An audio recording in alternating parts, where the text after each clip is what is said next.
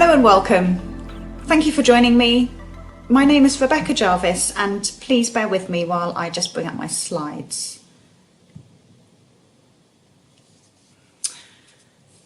Okay, I'm going to start with a question. How many of you have already chosen your care home? There's a few to select from on the slide. Well, I can't see a show of hands, but I'm guessing that not many of you have.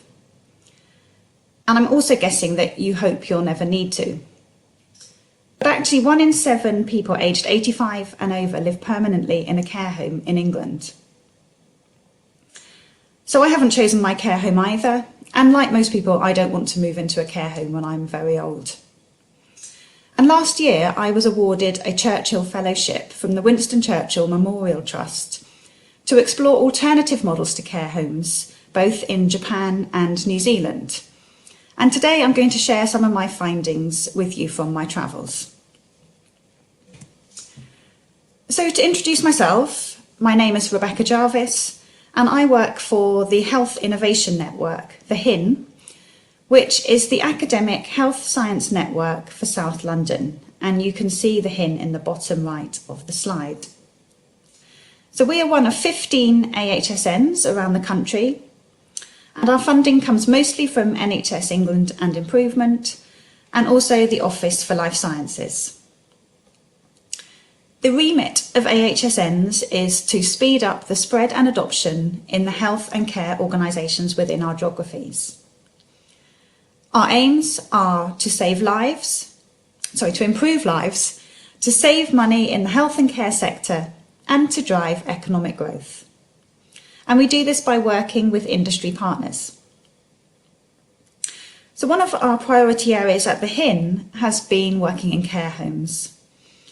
And our focus has been on identifying innovations in the care home sector, and then working with the 250 or so care homes for older people in South London to adopt these innovations. Of course, with the aim of improving the quality of care for care home residents. In the last few years, there's been a much greater focus on care homes by the NHS, and this has been heightened even further by the COVID-19 crisis. And there's a huge amount of effort by various parts of the NHS going in to support care homes. And of course, this is a really good thing. But what I don't understand is why there isn't a greater focus on developing alternatives to care homes, as moving into care homes is not what most people would choose. According to a public survey by Demos, only 1 in 4 people would even consider moving into a care home if they become frail in old age. And then added to that, over 40% of care home residents have to fund their own care. And this can often be the most expensive thing they will buy after property. So surely people should have a greater degree of choice over the housing and care options available to them in old age, especially if they're paying for it themselves. And this is what inspired the topic of my Churchill Fellowship. It's more than just about increasing the choices available to us in our old age. The care home sector is under immense pressure, and the current situation is unsustainable. We know that there's increasing demand as the number of older people needing health and care services increases. It is estimated that 71,000 additional care home places will be needed by 2025. And then funding. Local government cuts have affected public spending on social care, and 1 in 6 care home companies is in danger of insolvency. And then lastly, workforce. Many care homes have difficulties recruiting and retaining staff who are some of the lowest paid workers in the country. So I think the situation is getting quite urgent, and we have to start thinking ahead and developing alternative solutions. So the 2 countries I visited were Japan and New Zealand. So why Japan? Well, Japan is known for being a super aging society, and it has the highest proportion of people aged over 100 living in the country. In the year 2000, Japan introduced the long-term care insurance system. This is a compulsory initiative for adults aged 40 and over and they pay insurance contributions to fund their long-term care in old age. And this injection of funding into the sector has led to a number of innovations in community-based care. And my interest in Japan was in the different forms of housing with care. And I'm using housing with care as an umbrella term to describe various accommodation options for older people who need care. I was particularly interested in looking at alternative ways of meeting the needs of people who in this country would usually be in residential care. So people with dementia and or personal care needs. And I was interested in how they could be supported in non-institutional settings. And then why New Zealand? So in New Zealand, I was interested in the retirement village sector, as New Zealand has a much higher proportion of older people living in retirement villages than we do in the UK. New Zealand has some of the most advanced and innovative legislation for the sector, which offers extensive consumer protection. And there is also a greater range of retirement village provision in New Zealand. And of course, we do have retirement villages in this country, but they tend to be aimed mostly at the upper end of the market and sold as luxury living, or at the other end of the market as extra care housing, usually for people eligible for housing benefit. And in New Zealand, there's a much greater range of provision for the middle market. So I only looked at retirement villages in New Zealand, but I was particularly interested in visiting those that also had a care home on site, because I was interested in looking at that full continuum of care.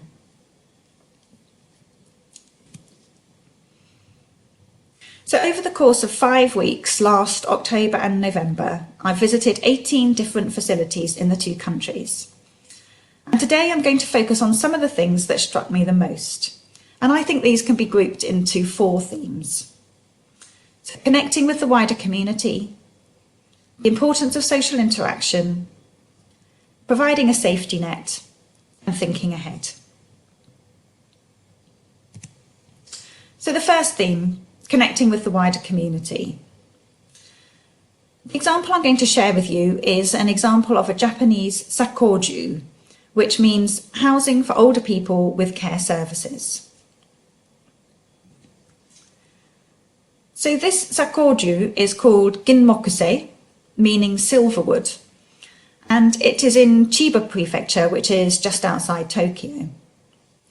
It's quite new, it opened last year in June, and there are 55 single rooms and 4 double rooms, as well as a communal dining area and communal living areas.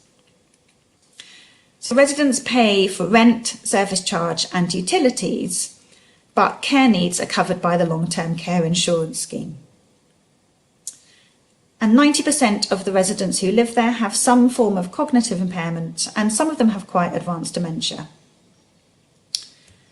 So Ginmokusei is geographically located within a small town, but what really puts it at the heart of its community is the restaurant, which is open every day to members of the public. And you can see the restaurant on the photo in front of you. It's the glass box at the front, literally jutting out onto the pavement.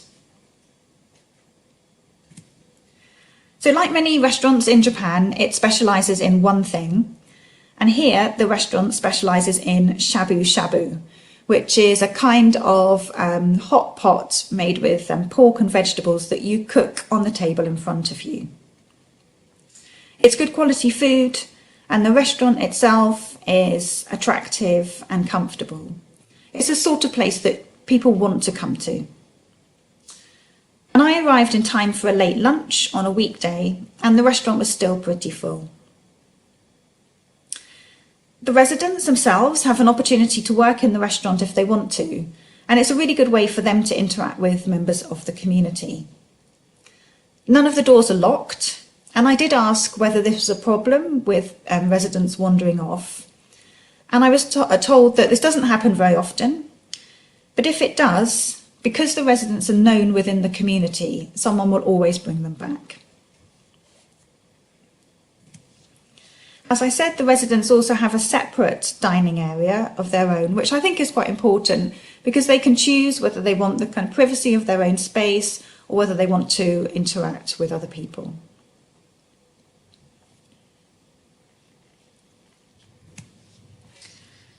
So the next theme is social interaction. So we know that loneliness and isolation is a risk factor for poor health, and it increases the risk of dementia. The prevalence of severe loneliness amongst older people living in care homes is at least double that of older people living in the community. Many of the places I visited in both Japan and New Zealand were acutely aware of the importance of social interaction on people's health and well-being. And they were focused on creating environments which provide opportunities for social interaction. And the example I'm going to talk about now is Selwyn Village in Auckland, New Zealand. So Selwyn Village is operated by the Selwyn Foundation, one of New Zealand's largest not-for-profit care providers. There are 500 apartments for independent living, 200 care home places, a day centre for people with dementia, and 4 new dementia households, each for about 12 people. Like many retirement villages in New Zealand, there is a range of leisure facilities on site, including a cafe, gym, restaurant, swimming pool, cinema, music room, art studio, putting green, and the list goes on. The village also has its own supermarket, gift shop and hair salon, as well as a range of health services. Apartments are grouped in smaller complexes, and there are a range of activities and social events organised by the village resident hospitality staff, as well as by the residents' own committees, such as happy hours, coffee mornings, and that kind of thing. And this is just an example of some of the accommodation available in Selwyn Village. And expanding social contact is one of the main reasons that New Zealanders want to move into a retirement village. And about 50% of residents say that companionship and community spirit is the best thing about village life. In fact, all of the residents that I met spoke enthusiastically about the opportunities for socialising and for getting involved, and they really appreciated being able to participate as much or as little as they liked. And many of them spoke about having made very close friends since moving in. So the next theme is safety net. And actually many of the retirement village residents that I spoke to in New Zealand also said that safety was one of the main reasons for deciding to move into a retirement village. And they talked about the peace of mind they get from knowing that there are other people looking out for them. The example I am going to talk about now is a place in Japan that I think really exceeded my expectations in terms of how it was able to support some very vulnerable older people to live independently in their own homes. And this was because they had the safety net around them that they needed. So Okagami is described as a small-scale, multifunctional nursing home, which is a bit misleading because it's nothing like a nursing home that we would imagine in this country. It's in Kawasaki City, which is about an hour out of Tokyo. And it provides support to people who are nearing the end of life and who are living in the community. So these people have high care needs, and many of them also have nursing needs. So as you can see, it looks like a normal house within the community. And it operates as a hub and provides a range of services, including daycare, and then also home visits from the nursing team who are stationed on the upper floor. There are also 6 rooms on site which people can use for overnight respite. So this is one of the rooms. And this is either to give their families a break or if they themselves feel like they need a break from looking after themselves. And I heard about one woman who is in her 90s and she lives on her own, but occasionally she feels quite nervous, and so she books herself in to stay overnight at the centre every now and again to kind of regain some confidence. And, you know, it's not the most attractive or comfortable looking room, but let's just remember this is short stay overnight, and it's a facility available to them. I was hugely impressed by this facility. I met some of the service users, and they're described as members, and I could see that they had quite complex health and social care needs, and yet they were able to continue to live in their own homes in the community. I think the fact that the various services were all provided by the same provider meant that they could be really flexible and responsive. So, for example, if somebody needed emergency respite overnight, but all the beds were booked up, the provider could negotiate with one of the other service users or members, and then perhaps offer them additional home visits that night, or offer them a different date in order to free up a bed for somebody who needed it more.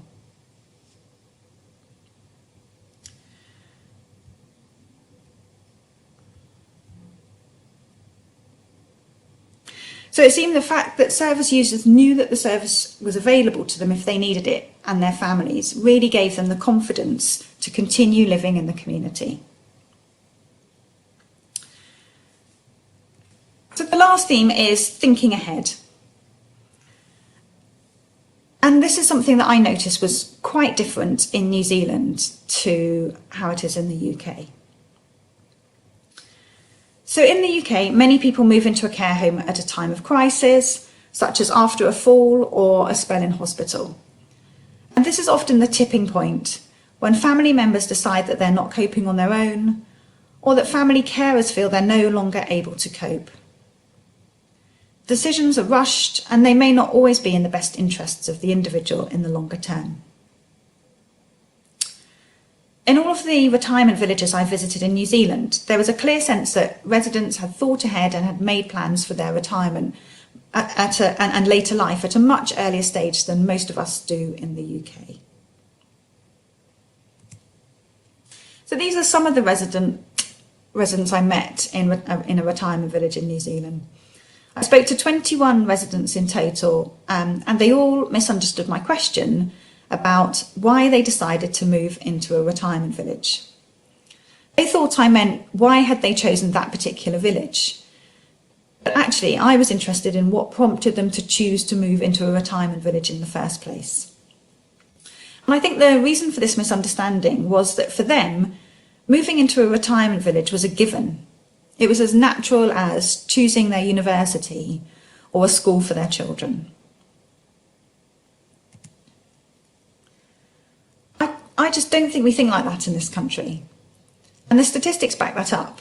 So in New Zealand, over 5% of the population aged 65 and over lives in a retirement village, whereas in the UK, that figure is only 0.7%. And I think another thing that helps is that by law, potential residents have to receive independent legal advice before they can enter into any contract with the retirement village operator. So this means that residents have fully understand the terms of the arrangements and their rights. And in this country, the retirement village sector can get a bad press. And you may have seen some alarming headlines about high exit fees and service charges, which have come as a complete shock to the residents. So as one of the residents I met in New Zealand said, "My lawyer told me that it's the worst financial investment I could make, but it's the right decision."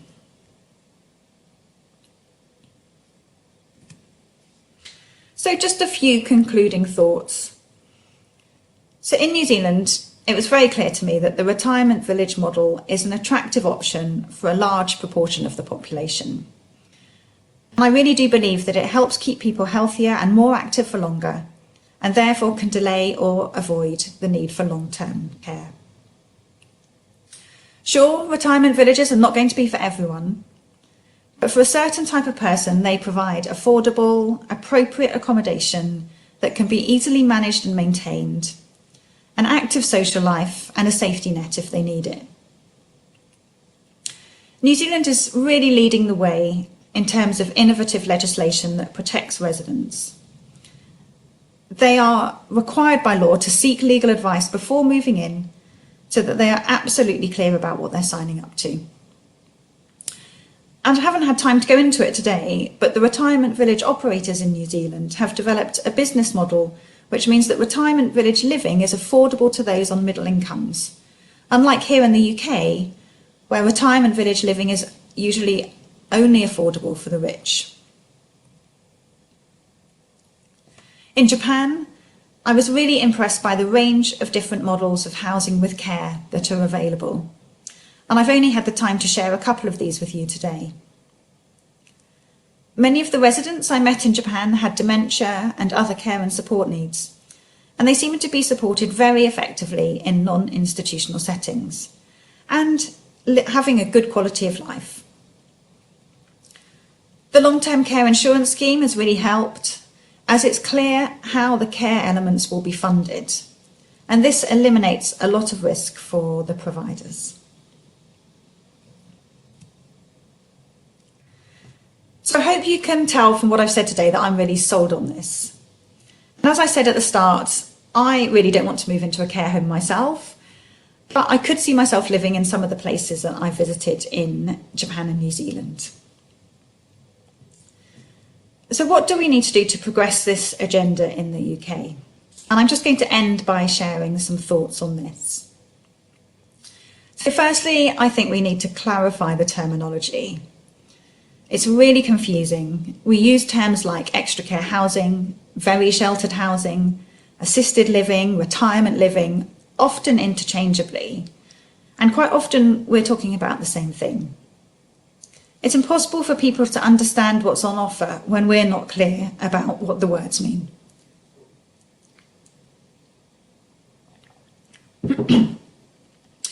So we also need to improve the understanding of the sector among health and care professionals. I think the health and care sector need a greater understanding of what the different options are, so then they can provide good quality advice to older people. I don't think there is much of an understanding at the moment, and therefore these kind of models are not discussed with older people as a viable option. And I'm including voluntary organisations like Age UK and the Alzheimer's Society in this, as they are often the first port of call for older people and their families seeking advice. So we just need to increase the range of provision, and I think especially for those on middle and lower incomes. I mean, it's really obvious to me that there are many lessons to be learnt from New Zealand in developing the retirement village sector. Operators could be looking at a business model that works for those on middle incomes, and we need to increase the amount of extra care housing we have in this country. I also think that we could benefit from strengthening the regulation of the sector to protect residents. And I know that the Association of Retirement Community Operators, so ARCO, which is the umbrella organisation for the retirement village sector in this country, is really championing this approach in the UK. We also need to look at ways to integrate with the wider community. So one of the criticisms of retirement villages is that they can become ghettos of older people. And therefore I think it's important that we learn from Japan and the great examples of what they've done to make sure that housing for older people becomes part of the wider community.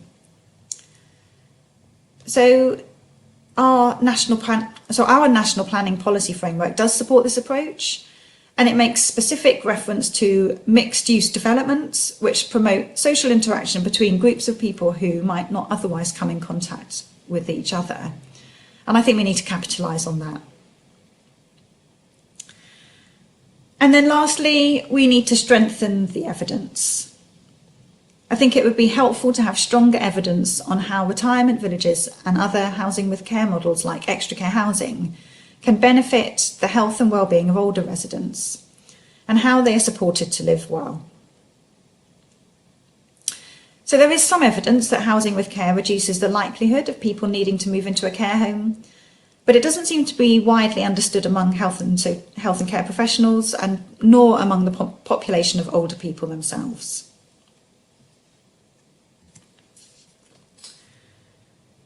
So finally, the Winston Churchill Memorial Trust is publishing my report next month, which includes a lot more examples of the different facilities I've visited.